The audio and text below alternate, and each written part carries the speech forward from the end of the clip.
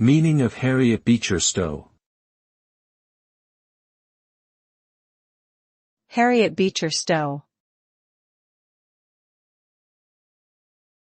Harriet Beecher Stowe. Harriet Beecher Stowe. Harriet Beecher Stowe. Harriet Beecher Stowe was an American abolitionist and author best known for her novel Uncle Tom's Cabin, which played a significant role in the lead-up to the American Civil War. The novel depicted the harsh conditions and dehumanization of enslaved people in the South and became a powerful tool in the fight against slavery. Stowe's work helped to raise awareness of the evils of slavery and the need for its abolition. Her legacy continues to inspire social justice activism and the fight for human rights.